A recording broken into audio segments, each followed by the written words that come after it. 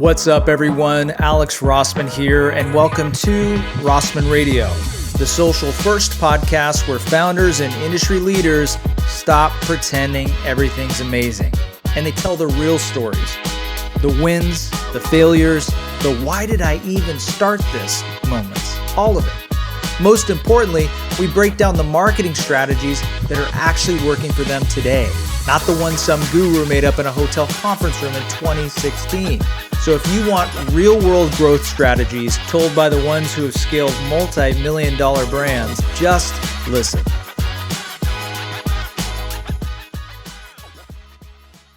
All right, welcome back to Rossman Radio, where marketers talk to us about what actually works. I'm Rob Nichols, Director of Strategy here at Rossman Media. Today I'm joined by Amy Babster, who is working with ZenToes, a growing foot care portfolio that wants to make foot care joyful, not clinical. Amy oversees e-com, product development, media, I think just about everything, Amy. Her team runs an Amazon first engine while standing up Walmart.com and smarter Shopify storefronts that turn higher value shoppers into longer term customers. Amy, thanks so much for joining us. Thanks for having me, Rob. Excited to be here.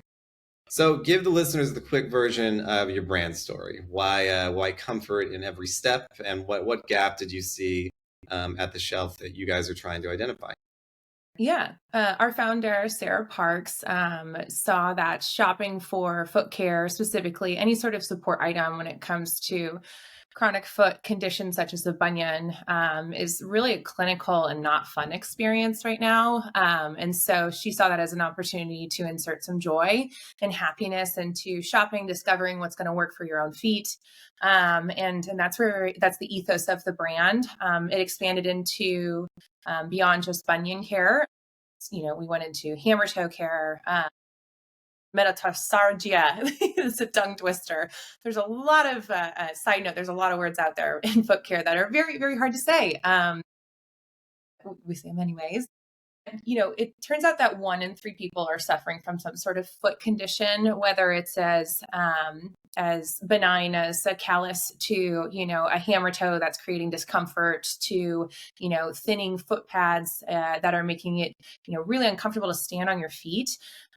There's a big opportunity, a big market to address by, putting ourselves out there and offering products that make you more comfortable on your feet and make it a pleasant experience to discover these products. So that's where ZenToes came to be. And as we are an Amazon first company, we've been able to expand into retailers nationwide. We're now at Targets and Walmarts. We just got into CVS this summer, and that's doing very well for us. We're very excited to have been able to go full omni in offering. And it really speaks to the opportunity of foot care and how people are starting to think more about wellness, moving from wellness really being a holistic moment and routine within people's lifestyles. Yeah, that's a great overview, and I think you've got a good success story with that omni-channel approach. And I think that there's a lot of parity, and there's a lot of brands that address foot care, and there's a lot of individual products, but none quite in an area that covers everything that you guys do. How do you differentiate yourself from a kind of a crowded and very at the same time specialized, but also a little crowded industry? Yeah, it's a great question. I think you really have to lean into a couple of core tenets on how you bring your offering to life. So for us, it's making sure we have high quality products that are reviewed by customers, that we have validated that work, whether that's going through clinical feedback moments to, customer experience trials. Like, we're doing those things. We're also, doing those Vine review programs to get those early reads on what these products are, doing those sampling programs to gather that feedback, and making the best in class products that we can. And really looking towards trends that exist. So as things are popping up within the foot care world or beauty world or wellness world overall, like, what are people starting to think about when it comes to their health and wellness overall? And how does that translate to foot care? And how does that translate to your feet overall? So that's really where we focus on as far as making sure we're differentiated. So we're at the forefront of the trends on trends that translate to feet. And then we just make sure we really make best in class products, because then people come back again and again. And as y'all know, they will talk about it with their friends if they like something that they believe is high quality and works for them. Yeah, completely. I want to touch on or get a little bit into the weeds on the marketing side. So you mentioned being Amazon first, and you mentioned the Vine program and making sure that your reviews really stand out. I know that out of all of the e-commerce sandboxes, those reviews and the management of that quantity and quality is really important. How do you approach that outside of the normal, obviously you want to make a great product, but how do you ensure that there's the level of quality that are coming in from your customer reviews that keep you, at the top of the algorithm? Yeah, I think that's about leveraging the review programs that exist, getting involved with partners that make that come to life for you as well, and really ensuring that, of course, like it's a well-vetted product that comes to market.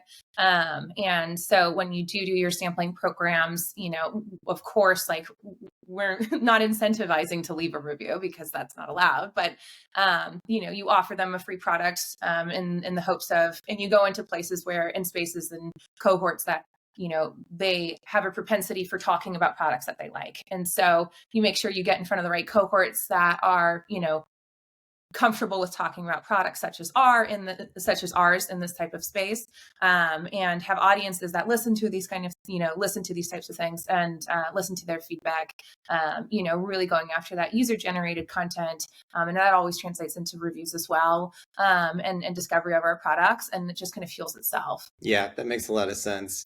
And I want to touch on this because we work with a lot of brands who get started on Amazon. They have a lot of early success. They use that sandbox to boost their visibility, but then they want to start transitioning over to Shopify or to their own e-commerce because margins are better, and it makes more sense to try to build up something that when there is enough organic interest. Talk to me a little bit about how you manage the balance between business coming in from your own direct channels versus the big box retailers. We do it with as many hands in the plates in the air as possible. So it's a balancing and a juggling act all the time. I think it really starts with a good relationship with your finance team, understanding your P&L, where is the opportunity to align on a push and investment to unlock growth, getting that buy-in, and then being communicative of, this is the pathway into this sprint. This is how long it's going to take us to prove this out. And, asking for that opportunity to be able to have that materialize for you. Also creating up, really looking at it from a perspective of like, there's going to be a lot of trial and error here. Like you're not going to always hit it out of the park. Like Meta's not going to work first, or maybe it is, if you're lucky. You're going to have to figure out what channels are going to drive that growth. And you'll need to build a plan that has room for that experimentation to have that, to de-risk overall. Like we're not putting all our eggs in one basket. We're going to go do some tests here and scale in to see which one unlocks for us. Completely. And on that topic, you mentioned that you've got a fairly unique approach to Meta. And I think that I appreciated, discussing this because there has to be some agility to turn things off that aren't working, to stick with campaigns that are. What have you found has been successful for you, particularly with Meta ads? For us, it's a catalog campaign. It's a good old fashioned shopping catalog. For us, our products, I say gel toe caps and you're like, what the heck is that? A toe spacer. I don't know what that is. And then you see it off foot and there's just no translation to what it is. So it really we're incredibly visual. We're incredibly reliant of seeing the product in demonstration, i.e. on foot. And so we found that our listing images, the hero listing image, is one of the best and easiest ways to educate and have the customer quickly understand what our product is with a supporting headline. And you can't do better than your product title for some of this stuff. And so the catalog has just been a winner for us. The CPA is under $10 at this point in time. Been given a chance to let Meta just do what it needs to do as far as it says, here's an optimization opportunity, go for it. And I said, yeah, let's try it. Let's see what it does. And it's been incredibly responsive and efficient for us over time. We also have a little bit of test money going for upper funnel where you use it seasonally or opportunistically to capitalize on a product that's maybe trending at this point in time, whether there's a social push that's happening and we need to, we're seeing some positive trends within that. So let's amplify it further to a product launch that's coming down the pipe that we believe would really be successful with some amplification on Facebook and Meta, to, just even seasonal moments if there's a big promotion coming or whatever we want to be doing and we need to get ahead of that transactional period where we expect a big lift. And it's where we see consumers start to think about products like this and consider them and pushing it to their consideration set. Very small budget, but it does have some good awareness for us, and drive some small nominal traffic to our site to drive that discovery, where we do see leakage over into Amazon, and ultimately it has some sort of impact to Amazon and the positive business that we have over there. Yeah, completely. I think that what we've, as marketers, I know it's always frustrating to have the hand off the wheel approach a little more. And I know that I've done the same thing with a lot of our clients that you have, which has been, okay, they're telling me that it can improve my conversions or my CPAs or my campaigns by turning on these levers. Let's test it. Let's see what works. And what we found is a lot of what people know already and have figured out with Advantage Plus and catalog campaigns, which is for conversions, for our targeting, we keep it relatively broad. We'll include audience suggestions because why not? Okay. But leaving that pretty broad and letting the algorithm optimize for purchases and for conversions. On the flip side, for top of funnel campaigns, we found that it's actually been more beneficial to give us to tighten that targeting a little bit to the most relevant audience that we can find, whether that's using first party data or some website retargeting, things like that, to really try to show that to the most relevant audience. Have you found the same thing, that Meta, they tend to be very good at one specific optimization goal, but they don't often connect those two without a little help? Yeah, 100%. I was going to say that's more or less our approach as well. If it's conversion, let it go. I mean, the suggestion, of course, like, what is the suggestion? Let's go take a preview of it. Let's take a look at it. How is that going to change fundamentally the creative that we're looking at? Is it pulling something wonky in? Does it not look like a good ad experience? Like, of course, vet it before you turn it on. But then, okay, let's give it a chance and let's see what it does. And if it doesn't work, you back it out in a week or two. For the upper funnel stuff, 100%. You can't just let that go. You have to be specific in there. And yes, we definitely see even more optimization happening in efficiency gains in the bottom in that catalog when we have upper on, because you're driving new traffic, high intent traffic to the site to discover it's getting into your funnel. So then they can actually be part of your communities and your outreach and your touch points. And then of course, Meta is then following them everywhere. They already found them for you in the first place. So then it's an even cheaper conversion at the bottom of the funnel. Yeah. And I think the other mantra that we hear over and over is content now, especially for those conversion campaigns. So talk to me a little bit about your content workflow. How do you source the content that you're using in your paid campaigns and your organic strategy too? Yeah. So for us, content is everything. As these algorithms update and they really are prioritizing those high volumes of content, specifically TikTok. I mean, you've got a shelf life of 24 hours, otherwise you're out. It means always on. So I've got my comms team that works on content. We do internal production. We're currently working on developing our own AR filter, so faster, quicker, more commentary type, high churn. Let's have an opinion on something within foot care, and let's make it fun and approachable and make it feel like, a really great way to be discovered on a For You page instead of it being always a sell a product. That's really what that is for. It's that brand awareness. Go catch a passerby. That's, that window display, that digital window display of content on the social feed, and see if we can get them to come into our store. We also work with user-generated content cohorts, as I've said before. We do that to definitely support our product launches, anything that's going into ads, anything that is going to be that advocacy and evangelization of our products. They're really good at what they do when it comes to selling products, and so we really tap them for a lot of that, and it pays off. I can't beat that in an ad for some reason. When it comes to a conversion ad, you need that UGC. There's a special gift to being able to sell that kind of thing. And then we also work with, within that UGC bucket is also affiliates. They also know how to sell. And so we tap them a lot, use that content when we can. Of course, ask for permission with affiliates if you don't own the content rights. And that also is, again, advocacy for the brand, and a really great way to amplify whatever you're trying to sell and make conversions happen. Their content works very hard for us too. We are also working with, we're starting to dabble with AI. We've been playing on Sora a little bit just to see what we could be doing. Feet still look really spooky, very Halloween appropriate, but I'm not sure everyone's ready for six toes per foot all the time. So we're really trying to fix it. And M dashes. I can't, the AI is smart, but it can be really stupid sometimes, We're getting there. We're getting there. Or it's like the top of the foot looks really long or like overarched, like a Barbie foot. You're like, that's not real. I mean, you nailed the product, but not the foot. Like with this, so there's a lot of tweaking that still has to happen. We're working on it. And we're finding ways in. So a sock is more forgiving. We have compression socks. And so we've been able to do some AI generation with that because you're not actually looking at, not hyper focused on toes. They can usually do the structure of a leg decently.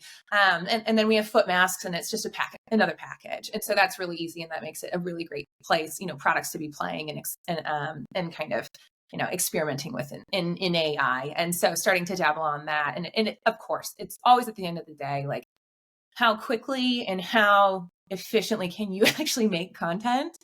Because it just gets so expensive, immensely expensive, so quickly.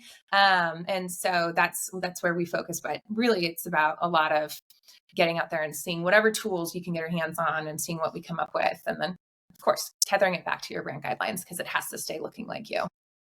Completely. And, you touched on it, what we tell all of our clients too. It's people trust people, not brands. As good as your brand is, no one's going to look for you first for advice on what to buy next or or to have the same loyalty that they'll have to whether it's an influencer or an individual person. So always including something that's identifiable, like talk like a real person, and brand, and, followers tend to respect that a little bit. As far as the AI thing goes, I've been telling clients too, if, we understand right now, and I think that people that are in social media for a living can spot these things a mile away. But let's face it, it's not always going to be like that. The technology is going to get better. And someday these videos are going to get to the point where it's probably going to be really hard to discern what was AI generated and what isn't. At the same time, right now, if you wanted to dabble in that, I think making a joke about the AI making six toes is a great concept. To be honest with you, we've advised clients to do something similar, not in the foot care business, but, in service industry clients, nobody wants to go to an AI doctor or an AI chiropractor or an AI dentist, but that doesn't mean you can't make fun of it or poke fun of it yourselves and add it to your organic strategy. And then when the technology gets better, work it in a more natural way. That's actually, we have a corporate humor content feed or bucket, you could say. I'm probably going to add that in. Maybe one that's a good one. I like that. We'll just mock AI a little bit, although we love AI, but we'll mock it a little bit. We love AI, but we are not their target. We are the one thing that they struggle with. Yeah. I would say though too, you touched on something interesting, like talk like a human. I would actually tweak that a little bit. I'd say talk like your brand, talk authentically. Maybe you aren't necessarily a human, right? Maybe your brand persona is not necessarily human. Maybe it is something that's more ethereal or irreverent, I wouldn't say that like Liquid Death is talking like a human. I think they're talking authentically. I would even look at like hymns and what they're doing. They're really pushing into this more graphic, high quality kind of interpretation visually and how they talk. It's further away from being, neighborly or next door like, right? But it is authentically them. And so I think to build on what you said, it would be going back to understanding who your brand is, your brand persona, and how you want to be known or recognized as amongst your consumers and your communities. That's really well put. I like that a lot. I think that authenticity is one of those buzzwords that gets thrown around, and I've like even shied away from saying it because I don't want to sound a little bit, like I'm just repeating buzzwords, but it's true. And you're right. Brand authenticity is one thing versus the general tone of voice. And I think you have to have consistency with that too. So people, they know what to expect, and your audiences can be, can buy into that. And I think that, some great examples there too. Liquid Death and the humor that works for them might not work for a different brand, but as long as you're consistent with your brand's identity and you're not coming across as overly, false, I think, because people do have those detectors too. And I think that really is, half the battle. Yes, 100%. And I mean, you can even look into fashion. Look at all the fashion houses. They're all authentic in their own way. They all have their own way they talk to their customers and interact with them. Like it's really, they are human, but there's also that you're balancing of like that aspirational part when you look at like what people are attracted to, and it's an interesting thing to tap on, especially in this world that is social first, digital first, and really democratizing and making everything accessible. Like how do we pull back those levers of where people aspire to be? Anyways, I digress. No, it's a good point. I will leave us with this. First of all, it's been great talking to you. Thanks so much for joining. I think that we could talk for another, 2 hours about the current digital marketing landscape and probably find different areas to dig into. For those listening, if you want to find Amy's product and learn more about them, it's ZenToes.com. If your feet are not as happy as they could be, we encourage you to go there and check them out. But Amy, I'll leave it with this. You have 20% more budget all of a sudden. Bank error, your favor. What channel do you go after, and why? Very apropos for what we just did. We just did an analysis on this, actually. We just ran a media mix model on this. And so turns out that, my PR efforts are really paying off, as well as our influencer bursts have pretty strong ROIs for us as far as off-platform brand focused opportunities. It sounds a little bit like beating a dead horse. I don't know that the channel's changed that much. Those investment moments are there. I would also say, affiliate's been a big unlock for us as far as finding the right program to be running. And it really has been, we found the right places to go do that and be hands off. And that's been really, really great. And that is then, your advertising dollars going in, and it's a little bit more than a 1-for-1 in there for us. So it's been a great way to be driving off channel and off platform traffic and high intent traffic into Amazon for us, and has been definitely incremental in driving our growth this year. Completely agree from what we see on our side too. Affiliate marketing truly taking off. And that is a huge unlock. Well, Amy, again, it's been great talking to you. Thanks for joining Rossman Radio, and we wish you nothing but the best of luck. Thanks for having me, Rob.